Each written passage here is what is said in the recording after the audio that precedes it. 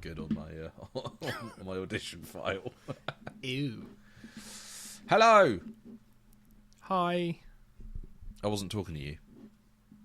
Okay, this is going to be a real awkward podcast then. That would be quite funny, wouldn't it, if I just ignored you for an entire... Oh, shut up, I'm not talking to you. Anyway, this show's wicked. Yeah. Which one do you want to start with? Traditionally, what we've done is we've started with the one we've liked the least. So to that end, I feel like we're going to be starting with Divorce. Yeah. Okay, right. I didn't hate it. No, I didn't hate it, but it just, off these two, is worse. Yeah, so Divorce. Right, so it starts pretty well because created by Sharon Horgan, who, as we know, has made some of the best TV. She's made some excellent stuff. Catastrophe, which is actually coming to Netflix very, very shortly. Oh, that's good. Maybe I'll finally watch it. It's really good. It's really good. She's done loads of like really cool stuff. She did that. What's that? There was a show that I've not actually watched the show, but there was a show that she's involved with Claes Bang, who played Dracula in that brilliant Dracula adaptation that we watched just before lockdown. And it's all about the three sisters trying to kill that guy. Do you know what show I'm Bad talking Sisters? about? It's never called Bad Sisters, is it? Well, she's involved in a show called Oh, Bad Sisters. No. Oh yeah, I think it is. Yes. Yeah, it is that. I didn't know that this existed. What's that show where she plays one of those three bad sisters? What's that one called? Oh, I don't know. It'll have a smart name. But I didn't know that she was behind Motherland as well, which is really good. Oh, really? Yeah, I've heard good stuff about that. But that Motherland was on at the same time that I was watching. Who's the star of Motherland? But she's in Line of Duty. Anna Maxwell Martin. Yeah, at the time she was in Line of Duty as an absolute hard bastard. So but she was horrible, so I just couldn't watch her in anything. Yeah, Motherland's really good. Really good. So, with all that said, why is Divorce so bad? So I think the first 10 minutes were really good because it was like Sarah Jessica Parker's character has that epiphany moment where she's like, I don't think I love my husband anymore. And regular listeners will know that we are all about that. We're normally big fans of getting out of shit relationships. The precursor should be, I was watching this Daniel Sloss thing, and now I don't love you anymore. And then I was like, oh, this is going to be really cool because it's going to be her going off on this adventure to be like, I'm a newly single woman, and whoa. And then it turns out she's a cheating cunt. And then I disliked the rest of the show. Yeah. And I think that's why, because it sets up to be this really cool, empowering show, and then just goes, actually, she's just scared to be alone. Yeah. No, that is it. She does kind of screw her chances of my sympathies when it's oh, okay, that's great. You're getting out of a relationship you're not happy with. All for that. No bother at all. But then... she takes a personal day to go and fuck some bloke. And I'm like, oh, okay. It's not quite what we agreed to, was it? Was there a time jump? No. Yeah. So I think... And I think maybe initial complaint might have been that her husband's character, the acting felt very wooden, and then I was like, oh no, but maybe that's why she doesn't love him anymore. And then because his acting's bad. No, because I think maybe because his I think it might have been intentionally wooden, where he's just very deadpan and dull. But like, yeah, I think I just couldn't get past like the. She's just seen something. I was going to say young and sexy, but like he isn't. And it's just, I don't like. I didn't like anyone. I was ready to like her and then be like, yeah, because it was going to be like this really nice show about like how she got through it, and it turns out that she just hops on all the dicks, and it's just, I just didn't find it interesting. Yeah. No, I do like the final scene where she gets home and he's changed the locks and he's like, actually, if you're throwing the divorce card about willy-nilly and then changing your mind about it, but you have also been knocking off this other guy who isn't Taika Waititi, then that's absolutely not okay. Something I have learned about Thomas Hayden Church, who plays what's his chops, her husband, Robert. Do you know where he was born? He was born in Yolo County. That shouldn't be a real place. Oh, he's Sandman. Yeah, and George of the Jungle. He's Lyle in George of the Jungle. He'll always be Lyle from George of the Jungle to me. Yeah, no, I didn't recognise him at all. It was the moustache, wasn't it? In the same way that the reason for the divorce was the moustache, you didn't recognise him because of the same moustache. Oh yeah, no, yeah, it's the moustache, not the affair. Yeah.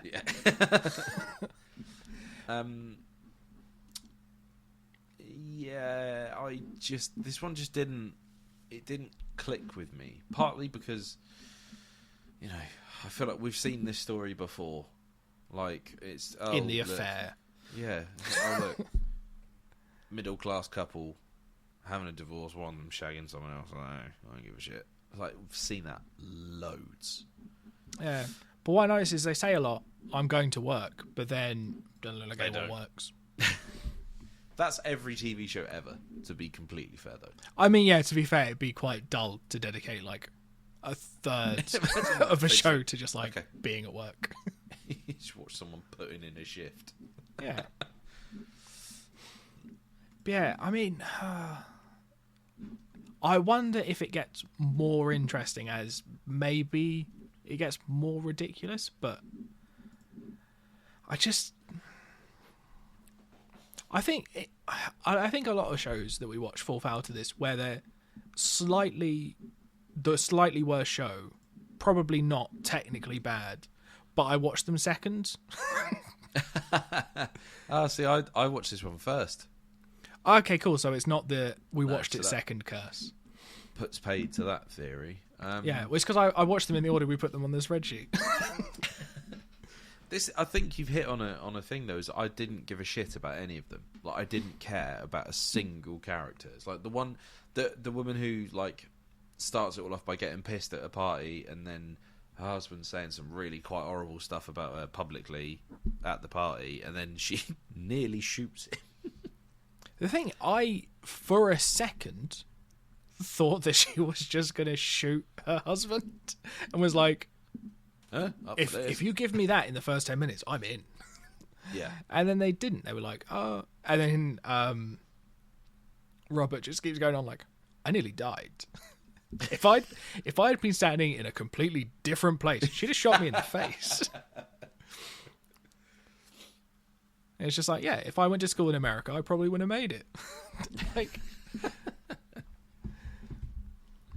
no, it's all right now. They've got those bulletproof compartments in classrooms, which is good. Which is obviously brilliant. You pull a handle out of the wall, and a fucking bulletproof shelter comes up. Oh, it's brilliant. That's good. Somewhere for the shooter to hide after they've killed all the children. Yeah. Have you not seen Revenge of the Sith, you prick? I've seen like a couple of really funny edits of that scene where I think so Anakin gets talked down by the kid. It's just like, and then he just goes, "Yeah, no, you're right. We'll go to the council chamber." And the kid just goes, "You're not on the council."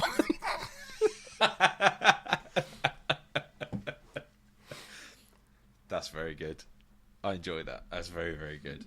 Yeah, I enjoy. That is, but edits like do you know, that is really bonkers, that bit, isn't it? Because, like, right, so I rewatched that bit of Revenge of the Sith a little while ago, and just the child murdering scene. Like, are Yeah. you okay?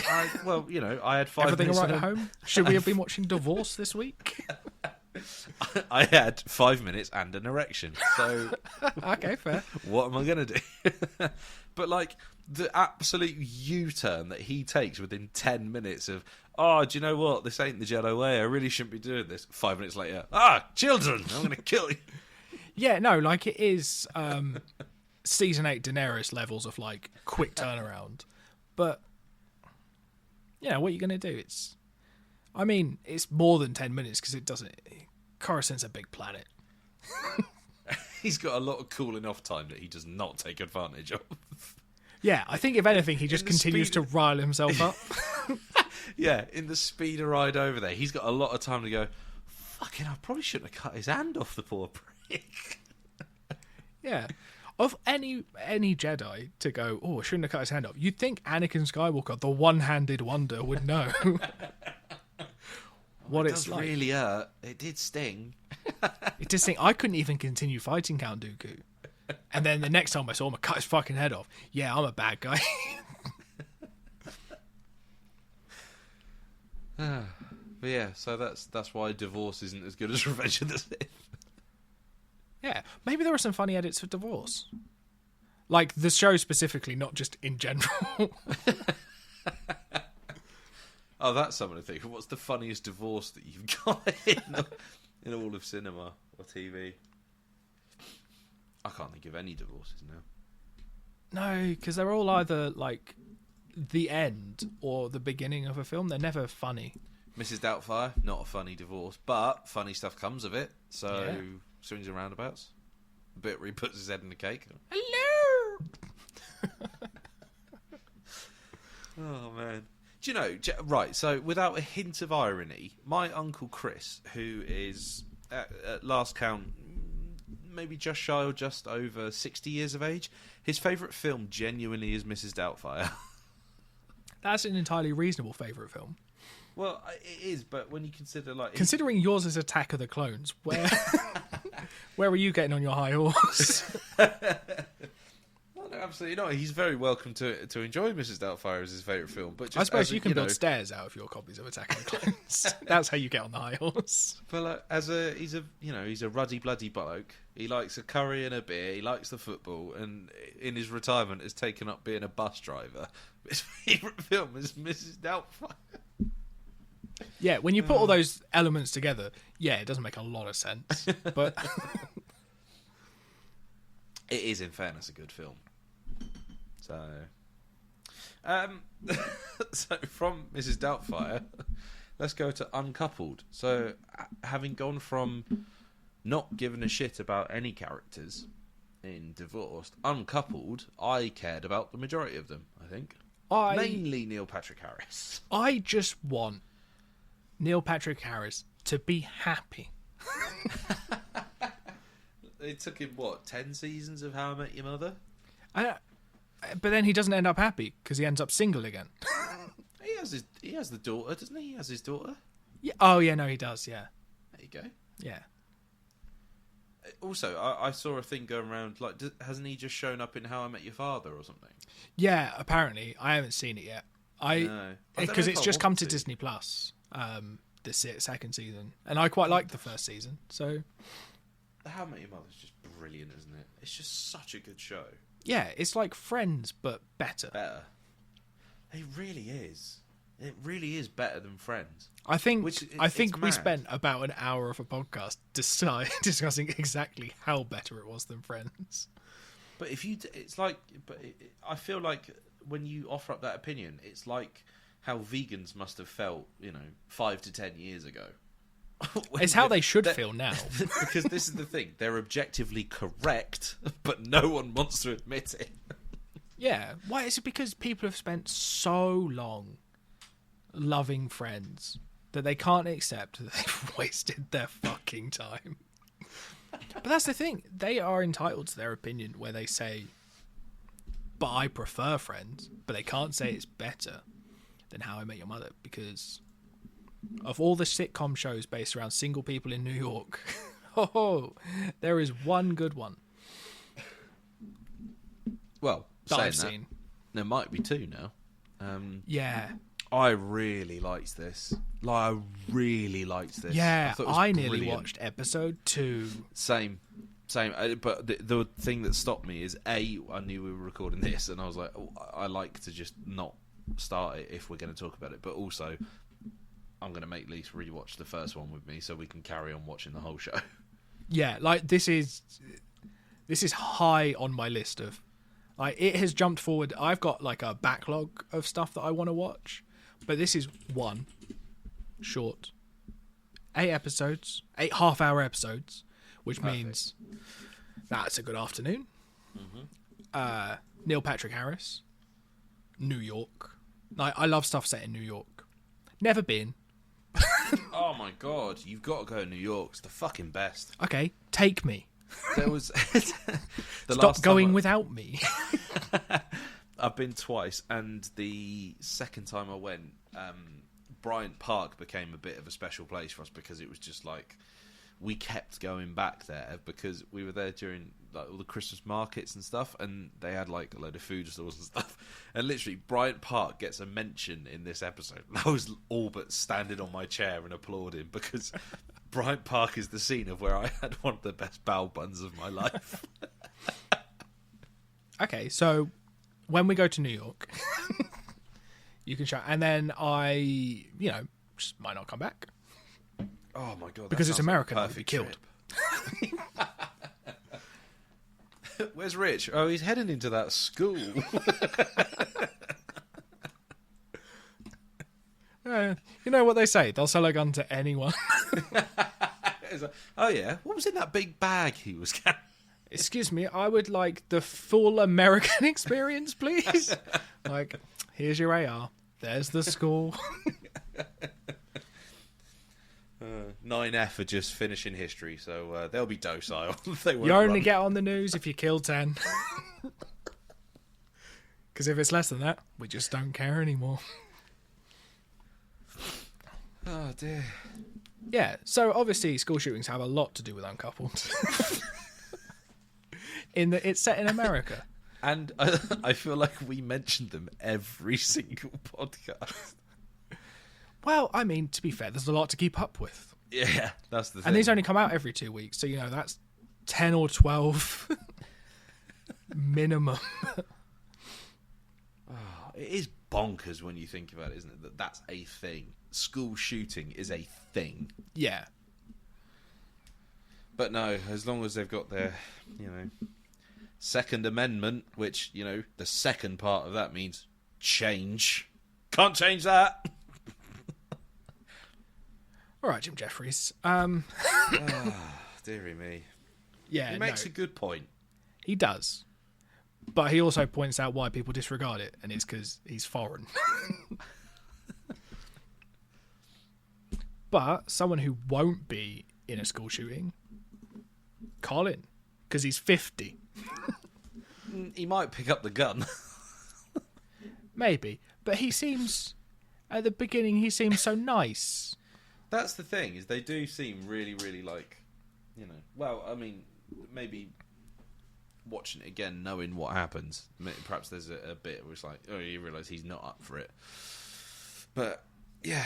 So here's the thing. How old do you think Neil Patrick Harris is? Because, I think he's older than he looks. But I think he's, imagine... mid to late 40s, I would say now. Okay. At a guess. So now, so he's 49 now. Uncoupled came out, 2022? So he's been 48? Do you think he's playing a bit younger in Uncoupled? Because they make a big thing of him going out with someone who's 50.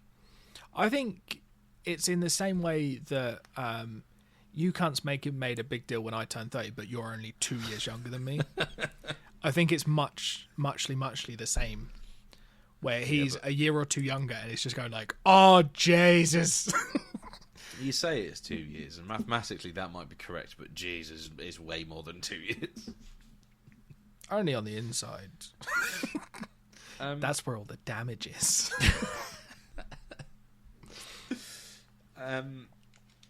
Yeah, I mean, we have got slightly off track talking about school shootings and stuff, but this show is fucking brilliant. Yeah, the thing is, it's one of those shows that I'm just like, it's so good that I want to just talk about it, but like, I also just want people to watch it. Yeah, like, it's one of those ones where good. we're like, it's good. It's good. Go and watch it. You have to go and watch it. It's really, really good. So let's just quickly do the setup. So it's Neil Patrick Harris is Michael, and Took Watkins, I guess is his name, is Colin. They've been together for some years. 17 years. 17 years. Yeah. Long time that. It is a long time. Colin is turning 50. Michael has arranged a surprise party for him. Obviously, he doesn't know anything about it. Just before he takes him into the surprise party for his 50th birthday, he says, I've moved out. Yeah. At which point, Michael opens the door to the surprise and then party. has to play host. And never gets and spends the whole thing being like, right, I need to go talk, and everyone's just like, no, can't talk to me. I think honestly, like I don't feel anxious very, very often. But I have been in similar situations where I've wanted to speak to someone at an event thing in that sort of circumstance and not been able to, and just been like, just fucking get out of my way, you pricks, I need to go and speak to this person. Yeah, no, I've seen it happen, because you do the, I'm the juggernaut, and then just charge.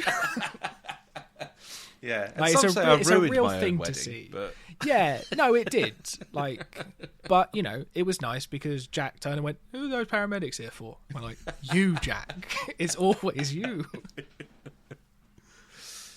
Oh dear. But then there's. I think what it's pointing at quite. What's the word? Aggressively, obviously, but like it seems, because after a while Colin says, let's go to couples counselling, and then you realise that Colin doesn't say more than like 2 words in that entire session. Yeah, it really feels like when Neil Patrick Harris says we need to talk, what he means is the royal we of I need to talk. Which, like, there's a bit of me that's just like, from Colin's point of view, I kind of get it. Like, he seems like a big personality, and like, yes, but also you've had 17 years to notice this. Yeah, like, and maybe, I don't know, fucking mention it. That's it. Do something about it. Well, the trouble is, he never gets a word in edgeways. Yeah. Maybe that's it. I genuinely am invested in that relationship. Yeah. Like, because obviously if it's not working for one of them, then it's not going to work for both. So they either need to separate, or if it is a show that is about them working through something. Also, how fucking sweet is it where Michael goes like, I know you've moved out and everything, but, you know, I have, to show you that I've accepted that you're moving out and I hope it's all okay, I've got you a housewarming present. That fucking broke my heart. I was like, that is so lovely. Yeah, it's not even like the gesture, because the gestures are like, you're like, it's just a bit of a game to like win therapy, because that's where my head went, because that's what I do, because winning's important. But it's when Colin doesn't take it, and then he opens it and you're like, it's just a lovely little like couples photo to be like, don't forget me, bish. But I think my favourite bit of it is where they're talking about, like, Colin's like, I didn't really want the surprise party, but like, you surprised me. And he's like, not as much as you surprised me when you said you moved out. I thought we'd been robbed. Yeah. Oh man. But that's the thing. Did you clock when he was on the phone saying like, we've been robbed? They took like some towels, and I was like, this dickhead's cheating. No, honestly, I got to be honest. I completely missed that bit. I don't know what I was doing. I was paying attention to something else, I think, but I completely missed that point. And I just thought, I sort of went along with it. I was like, oh, I guess he thinks they've been robbed. Yeah, and it's like they took some like clothes and like some towels. And yeah, no, it's brilliant. Really good. Really, really good. And I'll even forgive Neil Patrick Harris for loving musicals as much as he fucking does. That's the thing, though. He's fucking brilliant. Like, have you seen his Tony opening? Like, yes, you showed it to me, and it's still in my head. Yeah, that's because it's good. It's not. It's just catchy. It doesn't make it good. Anyway. Yeah. I mean, also, like, the supporting cast. Like... Marcia Gay Harden, she's brilliant in everything she does. She's brilliant in everything, and she's really good in this. Yeah, that like her over the top like rant about her husband leaving her, and just it being such a parallel to Michael's. It's just like you're just like watching it like, oh no, you're not gonna get this job because you've unleashed her. She's a proper, like, you know those actors where it's like you spot them and you go, I know that is because I've seen them in XYZ and they're always really good, but then you just sort of forget about them until you next see them. Yeah, weirdly, Neil Patrick Harris is a bit like that for me. I love him when he turns up and stuff, but he's Barney. That's the thing. Yeah, well, he's I can't remember. Is it Olaf in no Series of Unfortunate Events? Yeah. Count Olaf. Yeah, he was good in that. I've actually watched that, but like the thing, I just kind of got a bit bored of it. That's the thing. I really like. I know the film. Like, there's 13 books, right? And the film does the first 3. I really like that film. Yeah, it's been a long time since I've seen it, but I did it. I'm pretty sure I liked it when I was younger. It was on telly the other day, and I just caught the last bit. I was like, oh, this is fucking great. This film. Yeah, Oh god, sorry, I just dropped my knife. I think I watched some of the TV show, but not all of it. But yeah, I'm definitely looking forward to watching more Uncoupled. I think that's probably going to be our bedtime telly when we've finished Beef, which is also excellent, by the way. Yeah, I think real good.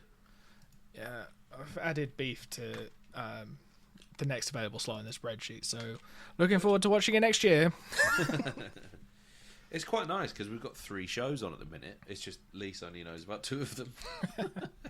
Uncoupled is now one of them, and then obviously we're watching Marianne. Yeah, we?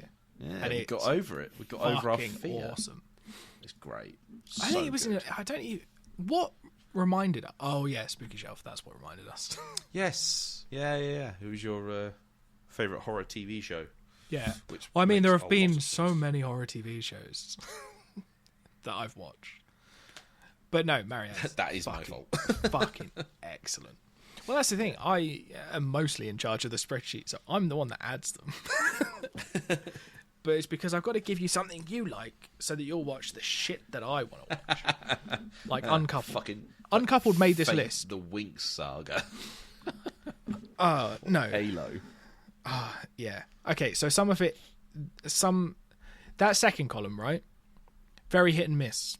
Sometimes I add them because I'm like, thematically that makes sense. Or sometimes I just let the internet do it. And that's why we watched Halo and Fate the Winx Saga. Oh, Jesus Christ. That would be quite interesting, is like rating the 5 worst. That's what we're doing for episode 200. We'll do our top 5 of everything we've watched, and we're going to also do our bottom 5. I think that's what we should do. Oh, God. Maybe do it as a 2-parter. Yeah. It's a good shout. We've got a lot of year to play with. But yeah, that was excellent. Uncoupled was great. Divorce was not good. Yeah. What have we got next? We have Cruel Summer, which is a thing. Never heard of it. Dare Me, which is another thing. I think Never these heard of might that. be on the spookier end of Hello. shows. Cruel Summer is a Taylor Swift song. Right, well, that'll be a quick watch. American teen drama thriller anthology series. Oh, those are all Okay, things that so we've that's- heard of. Yeah, those are words I know. Yeah. And Dare Me, let's just do a quick Poogle. Dare Me 2019, based on Megan Abbott's acclaimed crime novel. The series follows the fraught relationship between two best friends after their charismatic new cheer coach. And that's as much as the preview is offering me. Dies? Oh, no, it's going to be fucking teen bullshit, isn't it? Yeah, it is sounding that way. I was really Well, no, Cruel Summer sounds like it's good. Yeah. I'm really enjoying being in my 30s and pissing on things that teenagers like when not too long ago I'd be like, oh, fuck off, you don't understand. Yeah, but now you're an old man who likes Gilmore Girls. Yeah.